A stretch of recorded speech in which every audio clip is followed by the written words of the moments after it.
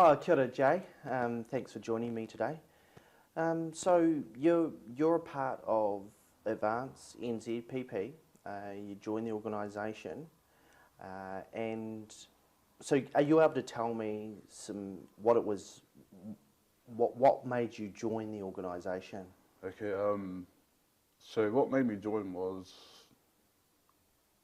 the credible of the talk that was coming up from Billy Te Kaika about Māori land rights, Australian mana matahaki, sovereignty in that way, that we get back the land that's grievances, and yeah, so that's the wholehearted reason why I joined when he rang me.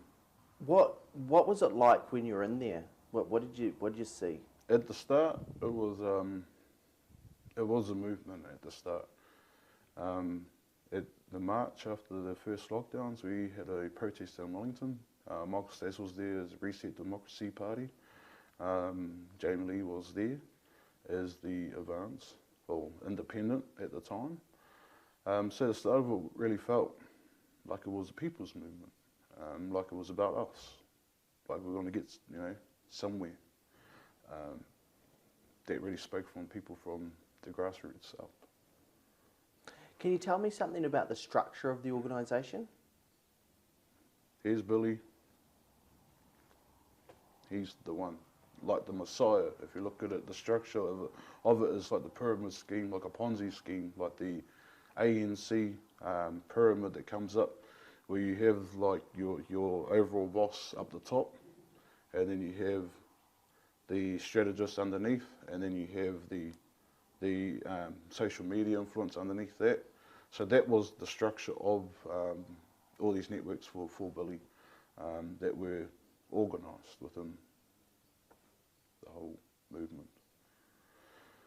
And so things weren't adding up for you. You started to see some strange things happen there. So when the candidate list came out, did you think that was a bit odd? Well, yeah. Well, there was a candidate that was on there, Hillary Kift. She was offered 39. Hillary was there from the get-go, doing the hard yards. She turned up at Ngarawaihe at the food pits. Not any of the top 10 have ever turned up to any of these land grievances or places of significance. Dome Valley was another one where they claimed the victory of just recently. Billy never stepped foot in Dome Valley in Wellsford. He stepped foot in Kaipara, but in Dargaville only. He claimed that for NZPP. And I can tell you for a fact it was my nans and that hopped on those buses and went to Auckland and protested down the main street just this year for Dome Valley, Ngāti Whātua ki Kaipara. And then the whole structure of that feeling like it wasn't ours no more. Conflict of having a boardroom that was suit and ties of businessmen, not of Kiwi. Businessmen that are running things from afar in another country through a via link, through Signal or Proton Mail, which Michael Stace is the director and shareholder in both. They're decrypting messages and emails. So from when I started to where I'm talking now, it was using the brown faces to do the work on the ground, doing billboards, going around to spread on social media, to change your rangatira, which is your leader, your marae, to get some sort of endorsement for some money. When the boardrooms, when they really started having the big meetings and stuff, which I was always around, there was only 2-3 brown faces in a room of 20 people. I'm not saying it's a colour thing, but what I'm saying is that if you're for for New Zealand's rights and freedoms, well, how many of those are actually Kiwis there that day on the table? 3. The rest of them all Americans, and that's when I started like, hang on. Why are we running off an American thing when this is New Zealand? We have soldiers that fought for us in the war under the flag. We have 28 Mile Battalion who we are very proud of as Māori people. But why do we have a Māori running around using pūtea coming in and running off the American lines of, and I'm going to say it real clear, of the KKK, white supremacy, alt-right, QAnon. Everything like that, that's the structure of New Zealand Public Party. It's not the structure of Advance NZ. It is the structure of New Zealand Public Party. Michael Stace is running the show, him and his wife. Everything comes out of Virginia, America, the home base of the CIA. I've never seen this badge, but when the man asked me for military grade level 5 bulletproof vests for the protest we done a couple of weekends ago, some alarm bells start ringing more and more. I have the emails on me and my phone is charging, which I'll show you. For level 5, you know and I know that that's military grade. You cannot get down unless you're in the black market. And when the protest came along, he was looking up in the car parks, looking up everywhere else. But where was Jamie and Billy? Looking straight forward. What I'm saying, and I'm going to say it very clear, is that they're planning something of a big scale to take it out to get over the 5% threshold to be in Parliament, to bring in the American Constitution here into New Zealand. Everything like Steve Bannon, multiple calls, multiple Zoom links, multiple Signal phone calls. Signal was created by the American company that Big Shoot. If you look closely, they've got shares in each other, and it just happens to be Michael Stace's director. When you're bringing the American Constitution or something into Aotearoa, New Zealand, that is not of Kiwi or not of our way of living, you know, I'm going to, take away China, take away America. This is New Zealand. You're going to bring that here, you're going to try and kill our kaumata and my people in Te Tai Tokoro. And I say my people, I come from Naumai, Kaitaia. If a man wants to lift these restrictions and lockdowns and be a murderer, I'm not for that. So you've mentioned that Steve Bannon is involved. He is the chief editor of the Breitbart News, and also the former chief strategist for the Donald Trump to become the president of the United States. What was his involvement with Billy and NZPP?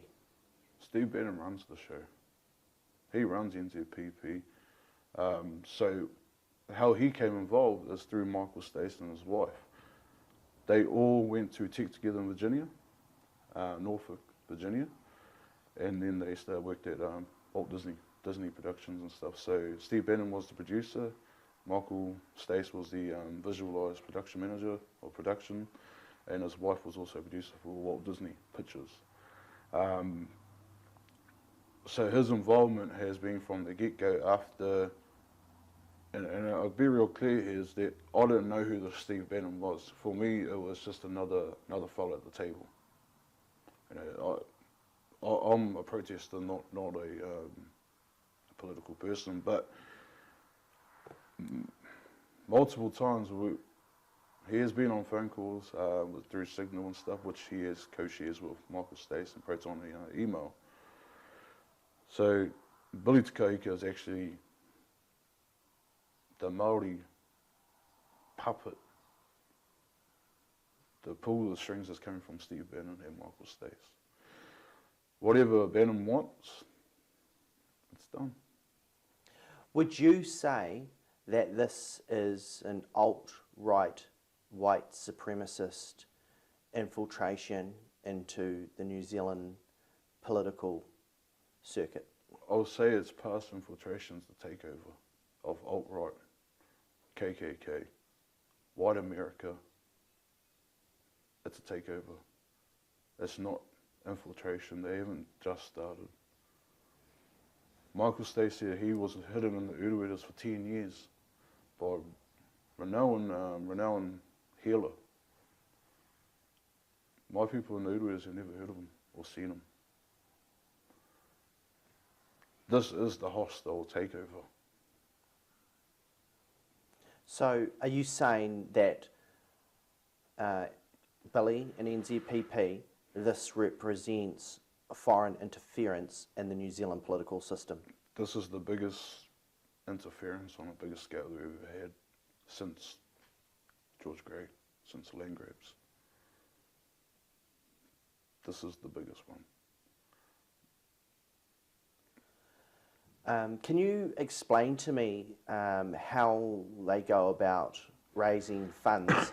Do they have any foreign funds, or do they have other members funding the organisation? So when they started the company Rubicon across the crossing, which means in a sense, in the American sense, that no turning back. No turning back, going full force ahead. Rubicon was established as a corporate to funnel the money coming in and to fund some sort of party or persons to run their show. Money is not an issue for NZPP. When they say they're talking about donations, they're asking for donations, they don't need it. I've been to shows where Billy can get a check out of $50,000 just like that. As you can see, he's got multiple shows coming this week. He's been on multiple shows with, like, presentations with farmers and stuff like that. He's that convincing where people can just drop 20k. There you go, Billy. It's all hush. So every presentation, he's earning up at least 10k up. Easy. Unaccounted for money. How? He used NZPP and Rubicon. NZPP is not registered, so they don't have to say anything. Would you say that there's money from overseas coming in to NZPP and across the Rubicon? Oh yes, there's some big money coming in. If you're trying to take over the New Zealand political game, you can't just come with your $100 or thousands. It takes a bit of money to buy your way in. And unfortunately, that's what's happened. How much money would you say's come in? From the top of my head that I know of, about 2.2 million. That I know of. And that's been over those tables, seeing the numbers. So that's about $2.2 million from what I know of. From what I know now, it may have doubled. Could even tripled. But I'm saying right now it's between, it is at 2.2 from what I know. But like I said, it could be double, could be triple, it could be in the tens of millions. Money's not an issue to them. Have you seen any of our people donating to the organisation?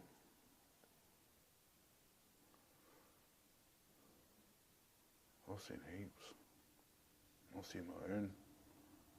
We had one kuya up home, $40,000 so far. She's one of the nannies. My own parents' membership fees when they, struggling to buy bread and butter. Not just on my personal, but I've seen a lot. I've been around it. When they've come up to them, the elderly have come up to them, oh, you're so, because the elderly know freedom. And Billy's just struck the right heartstrings with them, basically give over their whole life savings. And this is why I'm here today. Do you feel that Billy is portraying himself as an anti-colonial resistance? Yeah, he's portraying himself like he was at the front line of Ihu Mātao. He never was. Like, he's been at the front line like Matakiriama and Bastion Point. He's never been up there in my time that I've been around him. He never stepped foot on Ishimara. Never stepped foot on Ngarawaihe food pits, the kumara pits, even down in Kaikoura, the occupation on there. Waiere boulders, they didn't even want them, up in Hokianga.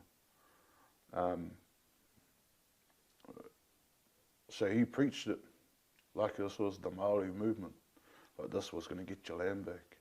We're going to solve all the disputes. He never stepped foot on any of these. He might step foot on Waitangi with 50 other people, but one family does not count for the rest of the family of Waitangi. How disrespectful can you be to our Māori people and to our tipuna who have been before us, who set the path for us. How disrespectful you can go up there to these rangatira and go behind their back and turn up at Titi Marae without even actually being invited or even being at Waitangi. I've been in Waitangi ever since I was 9 years old. I've never seen them there. I've never seen them on the tables where Hone Harawira, where Heck Busby is, I've never seen them up in those areas, like Reuben Taipari. I've never seen Lui Te Kahika, any of these ones. For me is that he read into it too much. And here's a good idea, Michael. We'll just take their money and go with it. The reason why you say is about not having to worry about he doesn't want a salary in Parliament. Like I said, 2.2 million, you'll be kosher.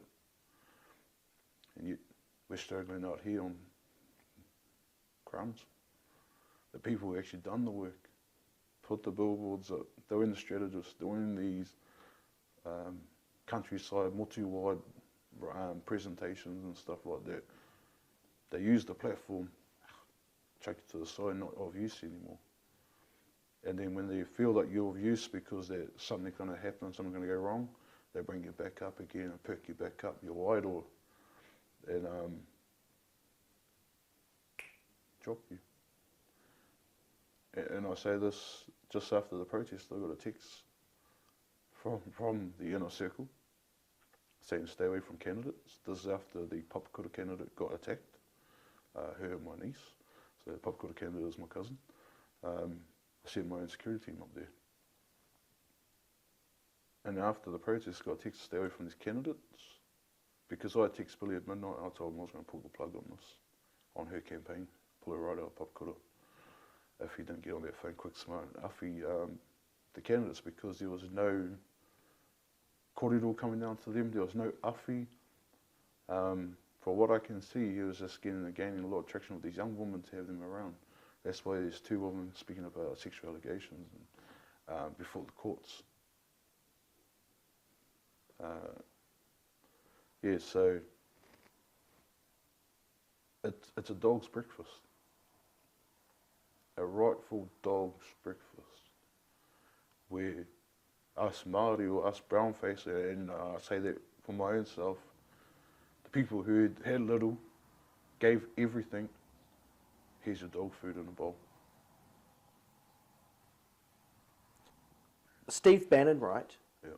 How were the interactions going between Steve Bannon at the executive table? Like, how many Americans are advising on this, and how's it working with Billy? Like, are they doing it through a Zoom call? How does that work? So the signal call, you do video, so signals, they're encrypted.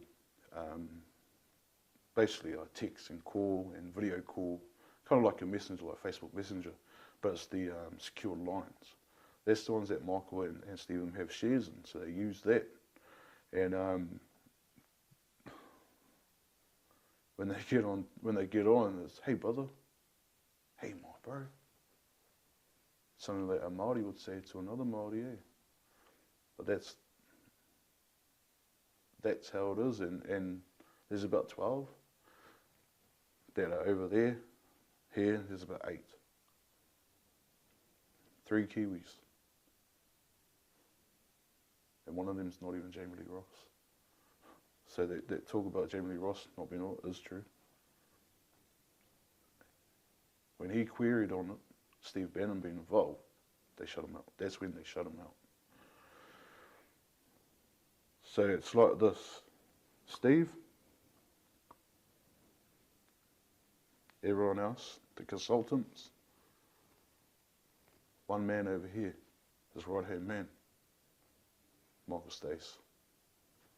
Michael Stace finds someone who needs to clean up their image, that who's been around all around the world, who's been to America,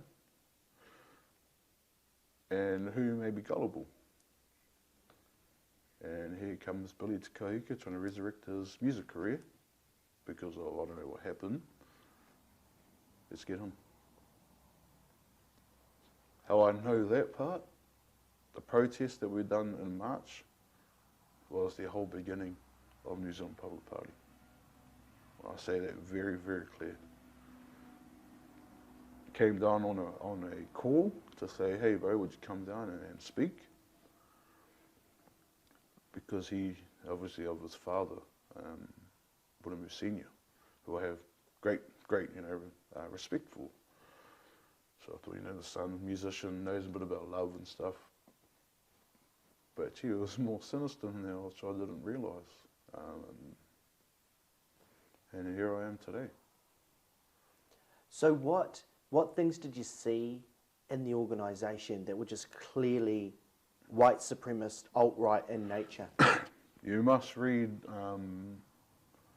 there was a writer who wrote about Hitler and all that stuff in a sense of the organising of a organisation. So they were given books to study. I can get the names of those authors for you. I just don't know them off the top of my head. And this is the sheet. So this is a piece of paper, and that's what you have to do. So one was to convince the people about COVID being fake. Second thing is to get some funding behind you and have that public image. Third is to make sure you get over that 5% hole so we can bring in the Constitution. Rewrite our Constitution. If anything, Billy's done all three, as we can see, through social media, through lives. Everything three that Steve wanted is played into his hands. For the likes of ex-National Front Kyle Chapman to be coming up to Auckland and saying, I'm not with National Front, but yet his boys threaten me? Oh, a lot of times. Hence why I had security backing me up. And then I find out Kyle Chapman is attached to New Zealand Public Party on a big scale. I want nothing to do with him, as I know people that motto that he bombed. Not, people say that's in '86, people change. He ain't changed. Just as of 5 years ago, he was National Front frontman, leader. He ain't changed. What he's doing is the same thing that Steve Bannon, obviously he idolises Steve Bannon. So he's trying to use that down in Christchurch, but being there for the Muslims and stuff like that, where really he's trying to do another wave of what Steve Bannon's already done with Billy Takaika. Simple. Is Lee Williams crossed the Rubicon involved with the NZPP? Well, they say he's employed by New Conservatives. But no, he's not. He's not actually employed. So Lee Williams was actually paid from NZPP at the start. When Billy was getting some traction, he needed people to come at him of some significance. So, some sort of that have a bit of a following. And so really Lee Williams actually played into their hands. He didn't realise that what he's doing now and what he's saying, he's played right into their hands. He was getting paid at the start to do that, to bring down Billy so then his whole imagery goes up. So Lee Williams knows. And if anything, he's getting his information from Jamie Lee Ross. Them two are two peas in a pod. Everyone looks at the photo of him and Billy putting his arm around him, don't even worry about that. Behind closed doors, it's Jamie Lee Ross in there. How do you think he knows a little bit more than a normal person would in the party? How do you think that Lee Williams knows a little bit more than the candidates? If you ask any candidate, an NDA was signed, but this man seems to know not as much as I do, but in a sense he knows more than the candidates. So something's not right there also. I never had any dealings with him. I strictly done my job of Te Taitokuto and Waikato here. So. Would you say that you were hinting that Michael Stace wants to create a crisis so that that NZPP start to get sympathy from the New Zealand public to push them over the 5% mark. Yes. What do you think? So 3 weeks before the protest, 3 to 2 weeks before the protest, he had asked me if I could get grade 5 military bulletproof vest, which I still have it on email. I sent some screenshots around to a couple of friends of mine to hold on to. So he wanted military grade. Now you and I know only military or black market can get that. Level 5 is the top thing that the SAS have. So, you know, it started ringing more and more alarm bells. I was like, well, hang on, why does this man want a level 5, just one for himself? Not one for the co-leaders and not one for the candidates. You know, if we're talking on a scale like that. Anyway, nothing came to avail of it. I turned up at the protest, and every building he was looking up, like he was watching out for someone, not like he was looking out for the safety of his life, or the people in hotel rooms waving. He was actually looking out, like waiting for someone to hit him. That's what stuck with him the whole way through, so I could watch what was going on.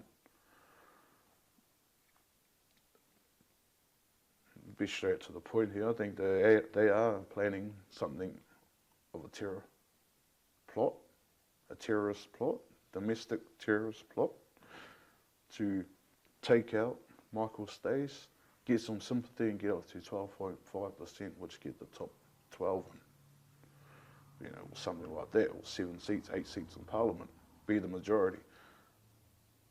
That's going to be the last card they play. They know they're not going to get over 5%. They'll play like that, and Michael Stace won't be dead. He'll be back in America. Steve Bannon sipping champagne, eating tiger prawns and stuff like that. Did you see any bullying when you were in the organisation? That's a silly question, because politics is bullying. You know, I've seen it, I heard it, I spoke up about it. Get shoved the NDA in my face. I'll stand up for anyone that gets bullied, especially women. Can you explain the non-disclosure agreements? Non-disclosure agreements that you could not speak anything bad about, like basically in a sense, you can't speak bad about Billy. You cannot speak about within anything in the Zoom links. You cannot speak anything that is of your choice. You have to do it their way.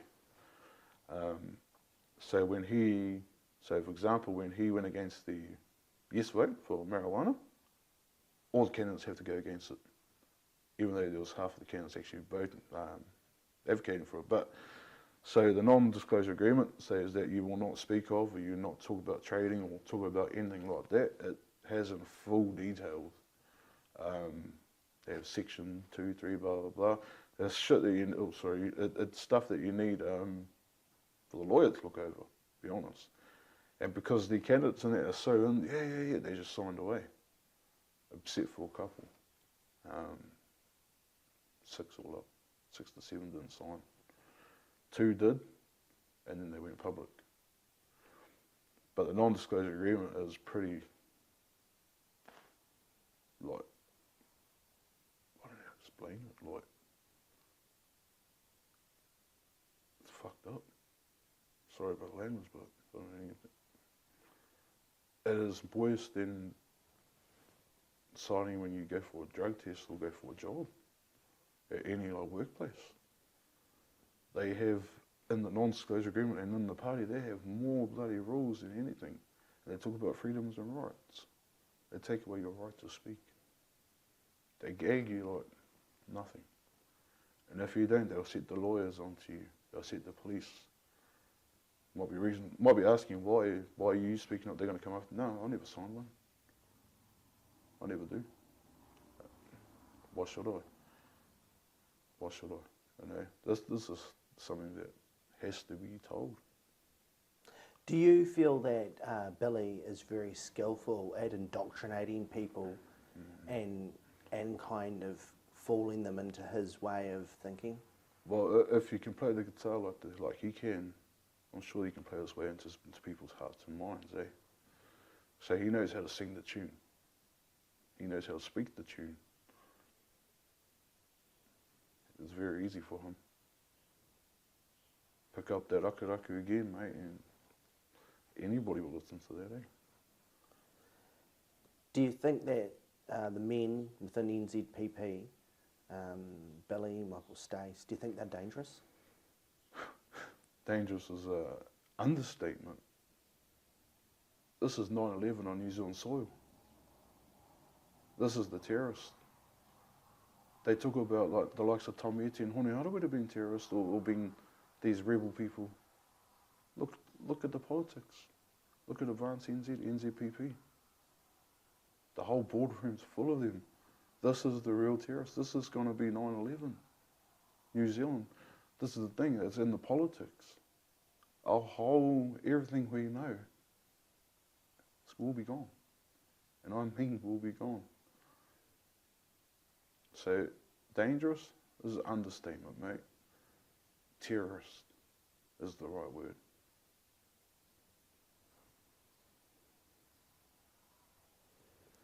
Oh, thank you for that, JJ. I really appreciate the interview. Thanks for joining me today. Yeah, kia ora. Kia ora.